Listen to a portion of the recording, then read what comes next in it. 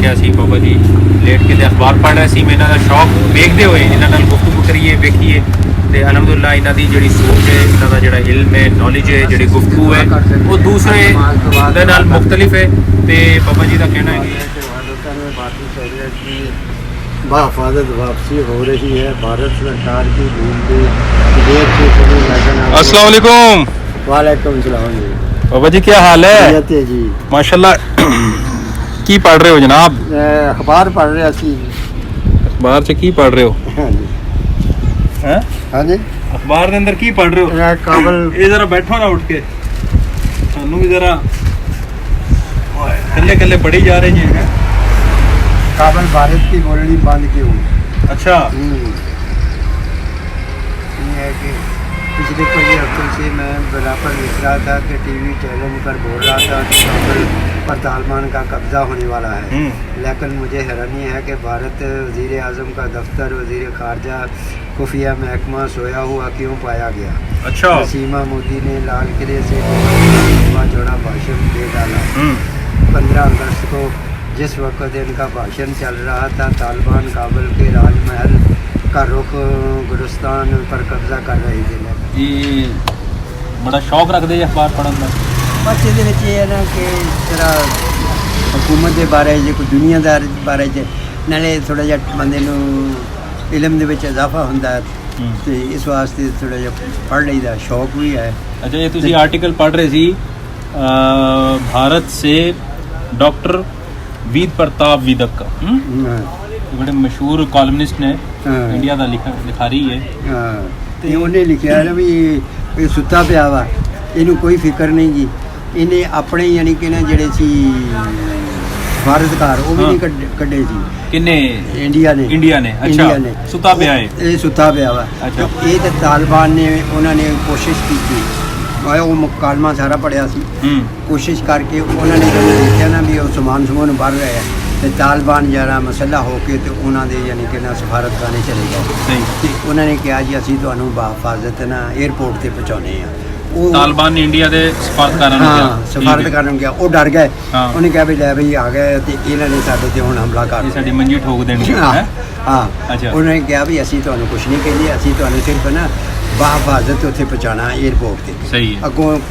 तुसीं जानो तुहाडा काम जाने ठीक है उत्थे अमरीका की फौज वो ड्यूटी कर रहे हैं उन्होंने जनाब उत्थों उन्होंने कढ़िया अगे उन्होंने गड्डियां कोई पिछे गड्डियां विच सफारती हमला उन्होंने जनाब उन्होंने एयरपोर्ट से छड्डिया फिर उन्होंने फिर जनाब सिख हिंदू जिहड़े सी उन्होंने तालिबान के रहनुमा जिहड़े सी उन्होंने नाल गलबात की तालिबान दे नाल उन्होंने कहा जी असी तुहानू कुछ नहीं कवांगे तुसी जिद्दां भी मर्जी अपना रवो हुण कई बंदे जिद्दां अपने पाकिस्तान च रह रहे ने सिख भी आ हिंदू भी आ वो कहंदे जी सानू तुसी तहफ़्फ़ुज़ दिओ ते असी यानी कि इत्थे रहिए अफगानिस्तान च रहना चाहते हैं अफगानिस्तान च रहना चाहते ताकि असी अपना कारोबार इत्थे करिए कईयां दे है डॉक्टर साहब की आंदे ने अज दे कालम दे विच इन्हां की लिखिआ है वो तो यो अपने हुकूमत के बारे च दस रहे हैं हाँ की आंदा भी वो कहंदे भी इन्होंने चाहिए सी अपने सफारतकार कढ़ाउंदे कि मगर इन्हें सुते पे है इन्होंने कोई फिक्र ही नहीं की मतलब इंडिया की जिहड़ी गवर्नमेंट है मोदी साहब सुते हुए सुते पे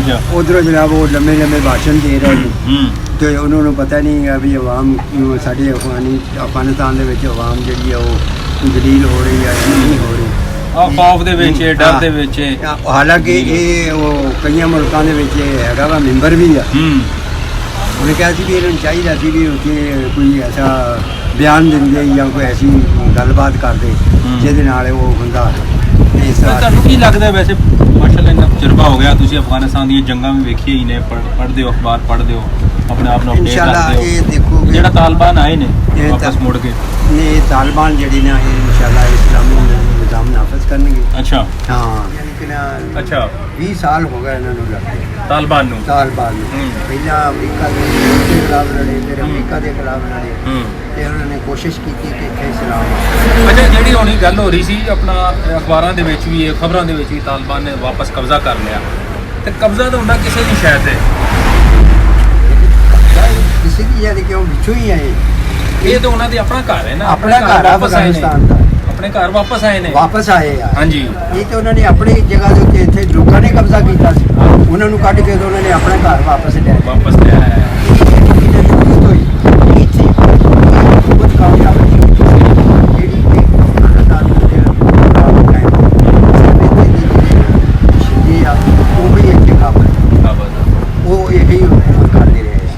ਬੜੀ ਪੁਰਾਣੀ ਦਾਸਤਾਨ ਜਿਹੜੀ ਇਹ ਚੱਲਦੀ ਪਈ ਹੈ, ਇਹ ਮੈਂ ਪੜ੍ਹਦਾ ਰਹਿੰਦਾ ਅਖਬਾਰਾਂ ਦੇ ਵਿੱਚ, ਰਸਾਲਿਆਂ ਦੇ ਵਿੱਚ ਵੀ ਆਉਂਦੀ ਹੈ।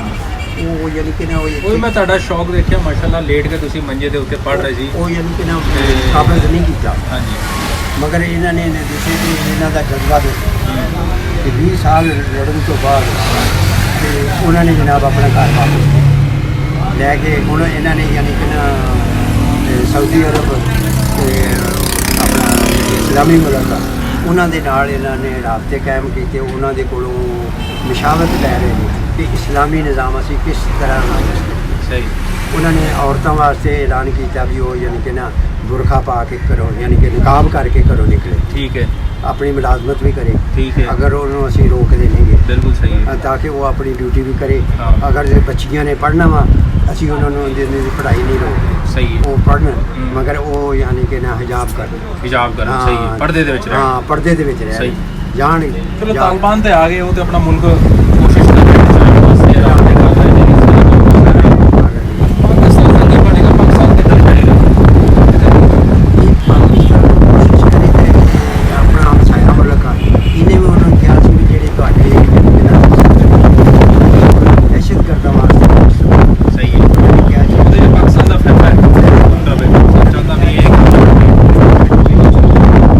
ਕਿਸੇ ਮੁਸਲਮਾਨ ਦੇ ਵਾਸਤੇ ਇਸਤੇਮਾਲ ਨਹੀਂ ਹੋਏ। ਸਹੀ। ਕਿਉਂ ਅੱਗੇ ਤੋਂ ਇੰਡੀਆ ਕਰਦਾ ਸੀ, ਇੰਡੀਆ ਕਰਦਾ ਸੀ, ਇੰਡੀਆ ਉੱਤੇ ਸਭ ਕੁਝ ਕਰਦਾ, ਸਭ ਕੁਝ ਕਰਕੇ ਤੇ ਪਾਕਿਸਤਾਨ ਨੂੰ ਖਿਲਾਫ ਕਰਦਾ ਸੀ।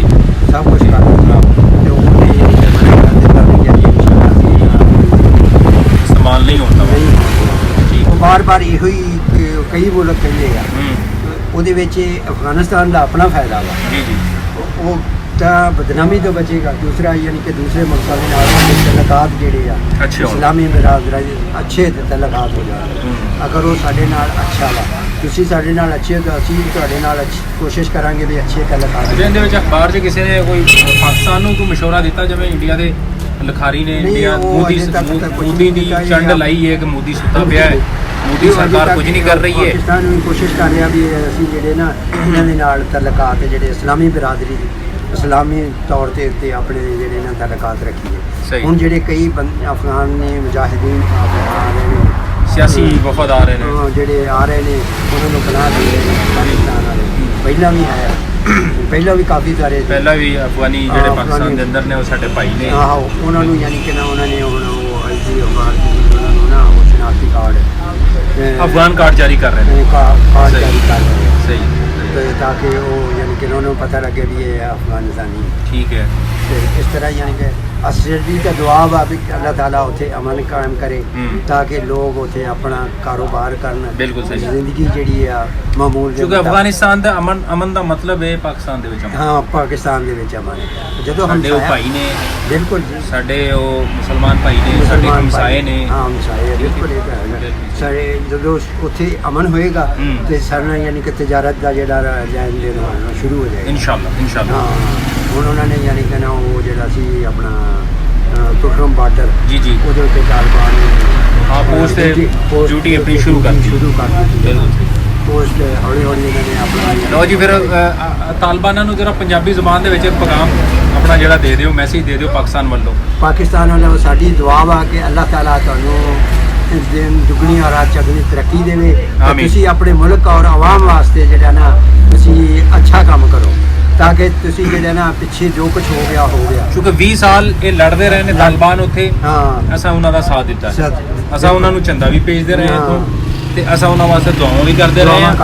ਬਹੁਤ ਅਸਾਂ ਉਹਨਾਂ ਦੇ ਬਦਲੇ ਦੇ ਵਿੱਚ ਜਿਹੜੇ ਸਾਡੇ ਸਿਪਾਹੀਆਂ ਨੇ, ਅਸੀਂ ਆਪਣੇ ਮੁਸਲਮਾਨ ਭਾਈਆਂ ਨੂੰ ਹਾਂਜੀ ਇਹ ਦੁਆ ਕਰਦੇ ਹਾਂ ਕਿ ਉਹ ਅਮਨ ਔਰ ਖੁਸ਼ਹਾਲੀ ਦੇ ਨਾਲ ਰਹਿਣ ਤਾਂ ਕਿ ਉਹ ਆਪਣੇ ਆਵਾਮ ਦੀ ਤਰੱਕੀ ਔਰ ਖੁਸ਼ਹਾਲੀ ਵਾਸਤੇ ਕੰਮ ਕਰਨ ਔਰ ਇਸਲਾਮੀ ਨਿਜ਼ਾਮ ਨਾਫਜ਼ ਕਰਨ। ਕਿਉਂਕਿ ਅਫਗਾਨਿਸਤਾਨ ਦੇ ਵਿੱਚ ਅਮਨ ਦਾ ਮਤਲਬ ਹੈ ਪਾਕਿਸਤਾਨ ਦੇ ਅੰਦਰ, ਪਾਕਿਸਤਾਨ ਦੇ ਅਫਗਾਨਿਸਤਾਨ ਦੀ ਤਰੱਕੀ ਦਾ ਮਤਲਬ ਹੈ ਪਾਕਿਸਤਾਨ ਦੀ ਤਰੱਕੀ। ਸਾਡੇ ਮੁਸਲਮਾਨ ਭਾਈ ਨੇ, ਜਦੋਂ ਦੋਵੇਂ ਮੁਸਲਮਾਨ ਤਰੱਕੀ ਕਰਨਗੇ ਜੀ, ਜੀ, ਤੇ ਦੋਵੇਂ ਸਾਡੇ ਯਾਨੀ ਕਿ ਤਜਾਰਤ ਆਪਸ ਵਿੱਚ ਹੋਏਗੀ। ਕਿ ਕੁਛ ਅਸੀਂ ਚੀਜ਼ਾਂ ਉਹਨਾਂ ਕੋਲ ਲੈਨੇ ਆ, ਕੁਛ ਅਸੀਂ ਉਹਨਾਂ ਨੂੰ ਦਵਾਂਗੇ। ਬਿਲਕੁਲ ਬਿਲਕੁਲ ਇਹ ਤਾਂ ਨਾ, ਅਸੀਂ ਉਹਨਾਂ ਕੋਲ ਫਰੂਟ ਲੈਨੇ, ਅਸੀਂ ਇਹਨਾਂ ਨੂੰ ਚਾਵਲ ਗੰਦਮ ਦਿੰਦੇ।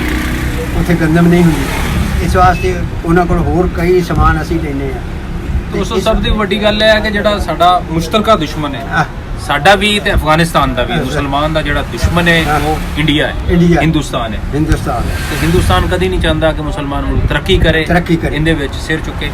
ਅੱਲਾ ਦੀ ਮਿਹਰਬਾਨੀ ਨਾਲ ਅਫਗਾਨ ਤਾਲਿਬਾਨ ਜਿਵੇਂ ਆਏ ਨੇ ਉਹਨਾਂ ਨੂੰ ਚੁੱਕ ਕੇ ਇਨਸ਼ਾਅੱਲਾ ਇਹ ਯਾਨੀ ਕਿ ਨਾ ਉਹਨਾਂ ਦੀ ਗੱਲ ਤੇ ਨਹੀਂ ਅਮਲ ਕਰਨਗੇ, ਪਾਕਿਸਤਾਨ ਦੇ ਨਾਲ ਤਾਮਲ ਕਰਨਗੇ। ਕਿਉਂਕਿ ਅਸਾਂ ਤਾਲਿਬਾਨ 20 ਸਾਲ ਲੜਾਈ ਕੀਤੀ ਤੇ ਅਸਾਂ ਉਹਨਾਂ ਦੇ ਨਾਲ ਸੀ। ਬਿਲਕੁਲ ਅਸਾਂ ਇਥੋਂ ਉਹਨਾਂ ਨੂੰ ਮੁਜਾਹਿਦ ਵੀ ਦਿੱਤੇ ਸੀ, ਸਾਡੇ ਮੁਲਕ ਨੇ ਉਹਨਾਂ ਨੂੰ ਚੰਦਾ ਵੀ ਦਿੱਤਾ ਸੀ। ਸਾਡੀ ਦੁਆ ਵਾ ਕਿ ਅੱਲਾਹ ਤਾਲਾ ਇਸੇ ਤਰ੍ਹਾਂ ਕਸ਼ਮੀਰ ਦੇ ਵਿੱਚ ਵੀ ਇਨਸ਼ਾਅੱਲਾ ਮੁਸਲਮਾਨ ਭਰਾਵਾਂ ਨੂੰ ਆਜ਼ਾਦੀ ਹੋ। ਬਿਲਕੁਲ ਉਹ ਵੀ ਇੰਨਾ ਚਿਰ ਹੋ ਗਿਆ ਲੜਾਈ ਕਰਦਿਆਂ ਨੂੰ, ਉਹਨਾਂ ਦੇ ਉੱਤੇ ਇੰਨੀਆਂ ਪਾਬੰਦੀਆਂ, ਇੰਨੀਆਂ ਸਖਤੀਆਂ, ਅੱਲਾਹ ਤਾਲਾ ਉਹਨਾਂ ਨੂੰ ਅਮਲ ਲੈ ਕੇ ਆਇਆ, ਕਾਇਮ ਲੈ ਕੇ ਆਇਆ। ਸਾਡੀ ਵੀਡੀਓ ਨੂੰ ਵੇਖਣ ਦਾ ਬਹੁਤ ਸ਼ੁਕਰੀਆ, ਸਾਡੀ ਗੁਫ਼ਤਗੂ ਨੂੰ ਸੁਣਨ ਦਾ ਬਹੁਤ ਸ਼ੁਕਰੀਆ। ਮੈਂ ਦੇਖ ਰਿਹਾ ਸੀ ਕਿ ਪਾਣੀ ਵਾਸਤੇ ਮੈਂ ਰੁਕਿਆ ਸੀ, ਬਾਬਾ ਜੀ ਲੇਟ ਕੇ ਤੇ ਅਖਬਾਰ ਪੜ੍ਹ ਰਿਹਾ ਸੀ। ਮੈਂ ਇਹਨਾਂ ਦਾ ਸ਼ੌਕ ਵੇਖਦੇ ਹੋਏ ਇਹਨਾਂ ਨਾਲ ਗੁਫ਼ਤਗੂ ਕਰੀਏ, ਵੇਖੀਏ ਤੇ ਅਲਹਮਦੁਲਿਲਾ ਇਹਨਾਂ ਦੀ ਜਿਹੜੀ ਸੋਚ ਹੈ, ਇਹਨਾਂ ਦਾ ਜਿਹੜਾ ਇਲਮ ਹੈ, ਨੌਲੇਜ ਹੈ, ਜਿਹੜੀ ਗੁਫ਼ਤਗੂ ਹੈ ਉਹ ਦੂਸਰੇ ਦੇ ਨਾਲ ਮੁਖਤਲਿਫ ਹੈ। ਤੇ ਬਾਬਾ ਜੀ ਦਾ ਕਹਿਣਾ ਹੈ ਕਿ ਇਹਨਾਂ ਵਾਸਤੇ ਦੁਆ ਕਰ ਸਕਦੇ ਨੇ, ਅਫਗਾਨਿਸਤਾਨ ਵਾਸਤੇ, ਕਸ਼ਮੀਰ ਵਾਸਤੇ। ਅੱਲਾਹ ਤਾਲਾ ਕਸ਼ਮੀਰ ਨੂੰ ਵੀ ਆਜ਼ਾਦੀ ਦੇਵੇ, ਅਫਗਾਨਿਸਤਾਨ ਨੂੰ ਵੀ ਤਰੱਕੀਆਂ ਦੇਵੇ। ਕਿਸੇ ਨਾਲ ਉਹਨਾਂ ਦੀ ਤਰੱਕੀ ਹੈ ਤਾਂ ਪਾਕਿਸਤਾਨ ਦੀ ਤਰੱਕੀ ਆ। ਸਾਨੂੰ ਜਿਹੜਾ ਨਾ ਤੁਸੀਂ ਤੁਹਾਡੇ ਤੋਂ ਅਸਾਂ ਚਾਹਾਂਗੇ ਅੱਲਾਹ ਹਾਫਿਜ਼ ਤੇ ਖੁਸ਼ ਰਹੋ ਆਪਣੇ ਵਾਸਤੇ, ਆਪਣੇ ਸੋਹਣਿਆਂ ਵਾਸਤੇ।